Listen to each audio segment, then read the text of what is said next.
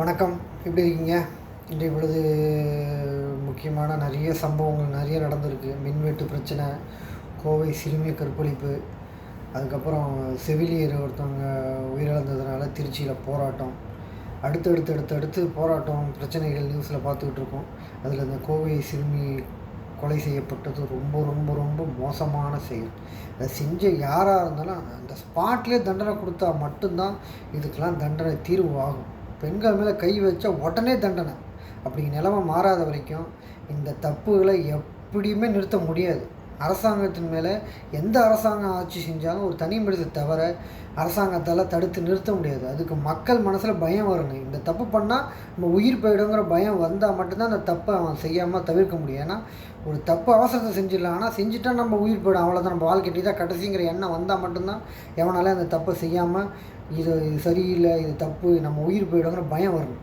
அந்த பயத்துக்கு இந்த சட்டத்தை உடனே கொண்டு வரணும். அது இந்த அரசாங்கம் அதுக்கு முயற்சி எடுக்கணும். அப்புறம் அந்த இதில் ஒரு பெண் ரொம்ப ஆவேசமாக நாங்கள் படத்தில் ஆக்ஷன் காமிச்சு உடனே பிரச்சனை சரி பண்ணுற மாதிரி முதலமைச்சராக இருக்குன்னு நாங்கள் எதிர்பார்த்து தான் ஓட்டு போட்டோம். 30,000 ஓட்டுக்கு மேலே போட்டிருக்கோம். ஆனால் எங்களுக்கு இது வரைக்கும் ஆறுதல் கூட சொல்லலை, எங்களுக்கு கான்டாக்டே பண்ணலை அப்படின்னு ஆதங்கத்தோடு தெரிவித்தாங்க. அதுக்கப்புறம் இப்போ முதலமைச்சர் கண்டனம் தெரிவிச்சிருக்காரு. அதுக்கப்புறம் மின்வெட்டு பிரச்சனை எல்லாம் கண்டினியூஸாக ஆள் பற்றாக்குறையாக இருக்குது. எங்கள்கிட்ட நிறைய ஜாமான்ல ஊழல், அப்புறம் கடன் ஆயிடுச்சு. இந்த சாக்கெல்லாம் சொல்லாதீங்க. இதெல்லாம் வச்சுக்கிட்டு தான் போன அரசு எல்லாம் செஞ்சிச்சு. இதை செய்ய தெரியல அவங்களுக்கு. இன்னும் 2 மாதம் ஆகும்னு அமைச்சர் ஆதவர்ஜன் அவர் சொல்லியிருக்காரு. இதுக்கு எல்லாத்துக்கும் அடிப்படை பிரச்சனை என்ன தெரியுமா மக்களே? ஒரு விஷயத்தை நல்லா புரிஞ்சுக்கங்க. ஒரு கட்சி ஆட்சிக்கு வர்றதுனால எதிர்ப்பு தெரிவிக்கிறாங்க. நாங்கள்லாம் என்னமோ திமுககாரங்கள்லாம் இது எல்லாத்துக்கும் வீடியோ போடுறாங்க, எல்லோரும் கொந்தளிக்கிறாங்கன்னா அது கொந்தளிப்பு மக்களுக்காக தான், திமுக கிடையாது. ஒரு சாதாரண ஒரு அரசியல்வாதி, ஒரு ஊராட்சி, நகராட்சி, அந்த மாதிரி அடுத்தடுத்து மக்கள் பிரதிநிதியாக இருந்து அந்த அனுபவத்தோடு அடுத்தடுத்து சட்டமன்றம், நாடாளுமன்றம் போகும்போது மக்கள் பிரச்சனை தெரியும். மக்களுக்கான பிரச்சனை எப்படி சரி செய்யணுங்கிற குறைஞ்சபட்ச அனுபவம் இருக்கும். அந்த எக்ஸ்பீரியன்ஸ்னு ஒன்று வேணும் எந்த துறைக்குமே. ஒரு புது வண்டி வாங்குகிறோம், புது ஆளை நேற்று கற்றுக்கிட்ட ஒருத்தோட டிரைவ் நம்பி வண்டியை கொடுப்பீங்களா ஓட்டுறதுக்கு? ஐயோ ஆக்சிடென்ட் ஆகிடுமோ, ஏதோ ஆகிடுச்சுன்னா, உயிர் போயிடுச்சுன்னா, அதே நிலைமை தான் இங்கேயும். ஒரு அரசியல்வாதி அரசியலுக்கு ஜெயிச்சுட்டா உடனே ஆட்சிக்கு வந்துட்டா இதே தப்பு உக்ரைன் மக்கள் பண்ணி தான் இன்றைக்கி அந்த உக்ரைன் மக்கள் சோத்துக்கு வழி இல்லாமல் சண்டையில் பல பேர் நாடு தாண்டி பல ஏரியாக்களை இழந்து ரொம்ப மோசமான நிலைமைக்கு அந்த நாடு போனது. காரணம் என்னென்னா அந்த நாட்டோட தலைவர் ஒரு காமெடி நடிகர் நடிச்சுட்டு இருந்தார், நம்பி ஓட்டு போட்டாங்க. இப்போ அந்த நாடு எந்த நிலைமையில் இருக்குங்கிறதுக்கு உக்ரைன் கண்ணுக்கு தெரிஞ்ச உதாரணம். இப்போ நான் அந்த இதில் சொல்ல வரல. இப்போ இங்கே இருக்கிறவங்களாம் இளைஞர்கள் அமைச்சராக இருக்காங்க, அதெல்லாம் வரவேற்கிறோம். இந்த தலித் சமூகத்தை இத்தனை பேர் அமைச்சராக இருக்காங்க, அப்படி எல்லாத்தையும் நாங்கள் வரவேற்கிறோம். ஒரு அனுபவசாலி அமைச்சராக வரணுமா, ஒரு புதுசாக ஆளை அமைச்சராக வரணுமான்னா புது ஆளை விட அமைச்சர் அனுபவசாலி தான் இப்போதைக்கு அமைச்சரவைக்கு தேவை. சரி, அமைச்சரவைக்கு அனுபவம் இல்லை, சரி புது ஆள் வந்திருக்காரு. இப்போ அவர் என்ன பண்ணுறாருன்னா எதிர்கட்சியை கான்டாக்ட் பண்ண, இதுக்கு முன்னாடி இந்த அமைச்சராக இருந்தவங்களை கலந்து வசித்து அவங்களோட கேட்டுக்கிட்டு நீங்கள் அடுத்த கட்டம் என்ன பண்ணலான்னு போங்க. மக்களுக்காக தான் 2 பேரும் பிரதிநிதியாக வந்திருக்கீங்க. அதை செய்யலை இது வரைக்கும். ஏன்னா உங்களுக்கு தான் ரீல்ஸ் போடுறதும் வைவ் பண்ணுறதுக்கு நேரம் சரியில்லையே. ஆய்வு பண்ண போனால் மைக்கு அந்த பக்கம் ஒரு லேடி ஒன்று கேமரா எடுத்துக்கிட்டு இருக்கு, பின்னாடி ஒருத்தன் கேமரா ஷூட் பண்ணிக்கிட்டு இருக்கான், இவர் பேசிக்கிட்டு இருக்காரு. மைக் எதுக்குன்னா நம்ம பேசுகிறது கிளியராக கேட்கணுமா, ரீல்ஸ் போடுறதுக்கு. அப்படி மக்கள் பிரச்சனையை மக்களுக்கு ஆய்வு பண்ண போகிறது மக்களுக்கு குறைய கேட்கல, வைப் பண்ணுறதுக்கு வீடியோ போட. இந்த லட்சணத்தில் உங்கள் கட்சி உறுப்பினர்கள் இருந்தாங்கன்னா கட்சி ஆக்கிடுவாங்க. 6 மாதம் தாங்குமானே கஷ்டம். இந்த மாதிரி லட்சணத்தில் எம்எல்ஏக்கள் இருந்தாங்கன்னா போய் மக்கள் பணி உண்மையாக போய் மக்கள் பணியை பார்க்க சொல்லுங்கள். வைப் பண்ணாமல் வீடியோ எடுக்காமல் ரெக்கார்டு கிரியேட் பண்ணுறாங்க. எதுக்கு ரெக்கார்டு? எதுக்கு இந்த வீடியோ ரெக்கார்டு? எதுக்கு இது வரைக்கும் இத்தனை வருஷத்தில் எந்த அரசியல்வாதியும் மக்களுக்கு ஆய்வு பண்ணலையா?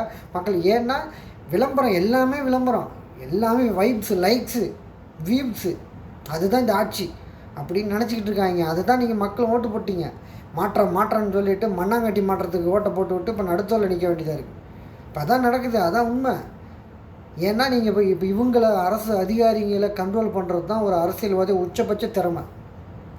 அரசு அதிகாரிகளே அரசு நடத்துகிறதா இருந்தால் தேர்தல் எதுக்கு, எம்எல்ஏ எதுக்கு, எம்பிக்கள் எதுக்கு, அப்புறம் இதுக்கு முதலமைச்சர் எதுக்கு?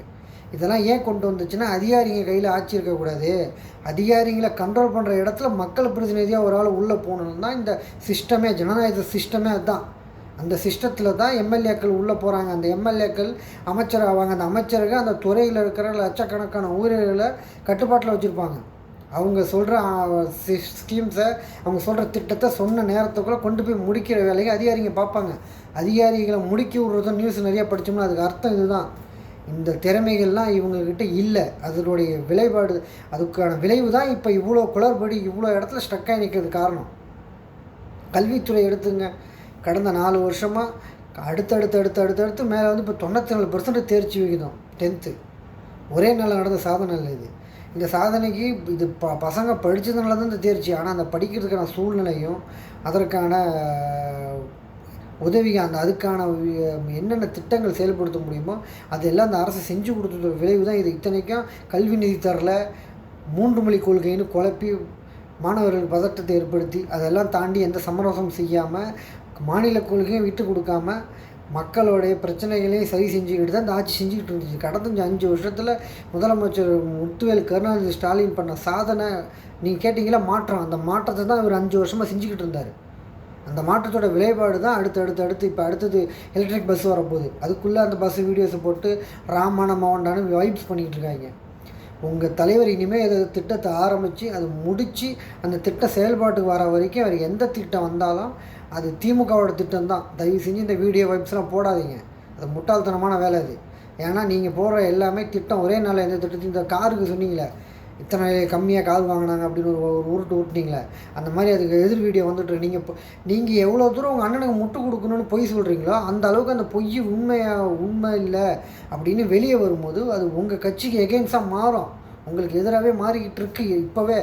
அது இன்னும் அதிகமாகும். தயவு செஞ்சு எதுன்னே தெரியாமல், உண்மை தன்மையே தெரியாமல் ஷேர் பண்ணுறது, லைக்ஸ் பண்ணுறது, கண்ணால் பார்த்து திமுக பற்றி நல்லா ஒரு 2 வாரத்தை நல்லா பேசுகிறானா உடனே ஷேர் பண்ணிடுறது. அவன் என்ன முழுசாக பேசுகிறான், அவன் என்ன உருட்டுறான், உண்மையாக பொய்யா எதுவுமே தெரிஞ்சிக்காமல் இது பண்ணாதீங்க.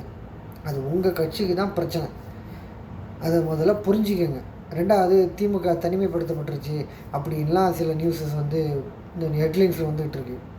234 தொகுதியிலையும் திமுகவை தெரியும், திமுக சின்னத்தை தெரியும். அவங்க அந்தந்த தொகுதியில் இருக்கிற நிர்வாகிகளை, தொண்டர்களை வச்சு வேலை வாங்கி அந்தந்த கட்சியை அந்தந்த தொகுதியில் பெரிய லெவலில் மேம்படுத்தி கொண்டு போய் போகிறாங்க. 184 தொகுதி திமுக ஜெயிச்சிருக்கு கலைஞரோடைய நிர்வாகத்தில். அதுதான் உச்சபட்சம். அதுக்கப்புறம் இது வரைக்கும் எந்த தமிழ்நாட்டில் எந்த அரசியலில் எந்த கட்சியுமே அந்த சாதனையை முறியடிக்கலை.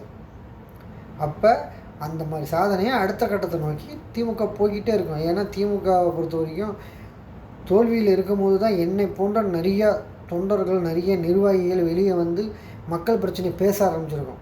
கட்சி பிரச்சனையை பேசலை, மக்கள் பிரச்சனையை பேச ஆரம்பிச்சிருக்கோம். அதிமுக கட்சி உடையாமல் இருக்கிறதுக்கு என்ன வேலைன்னு பார்த்துக்கிட்டு இருக்கு.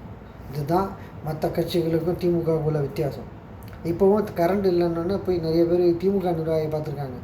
திமுக நிர்வாகியை பார்த்துட்டு நாங்கள் ஆட்சியில் இல்லைம்மா, பவர்லாம் அவங்க தான் இருக்காங்க, அவங்க தான் போய் கேட்கணுன்னே அது சில பேர் ஆதங்கமாக நாங்கள் போய் அவங்கள கேட்டோம், நான் உங்களை நம்பி தான் அவங்களுக்கு ஓட்டு போட்டோம், மாற்றம் வரும். நீங்கள் மாற்றத்துக்காக ஓட்டு போட்டுறதுன்னு சொன்னீங்களே அதுவே தப்பு. நீங்கள் அவசரப்பட்டு போட்டீங்க. வணக்கம்.